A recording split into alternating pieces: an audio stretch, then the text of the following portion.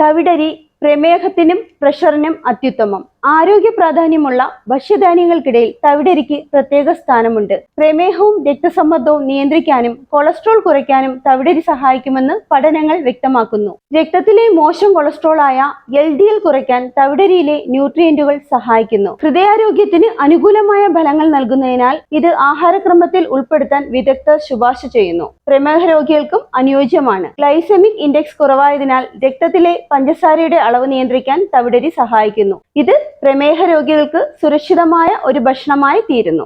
Pressure നിയന്ത്രിക്കാനും സഹായിക്കുന്നു. Potassium അടങ്ങിയതിന്റെ അടിസ്ഥാനത്തിൽ രക്തസമ്മർദ്ദം നിയന്ത്രിക്കാനും ഹൃദയാരോഗ്യം മെച്ചപ്പെടുത്താനും തവിടരിക്ക് കഴിയും. സോഡിയത്തിന്റെ അളവ് കുറവായതിനാൽ ഹൈപ്പർ ടെൻഷൻ ഉള്ളവർക്ക് ഇത് കൂടുതൽ പ്രയോജനകരമാണ്. ഭക്ഷണത്തിൽ എങ്ങനെ ഉൾപ്പെടുത്താം എന്ന് നോക്കാം.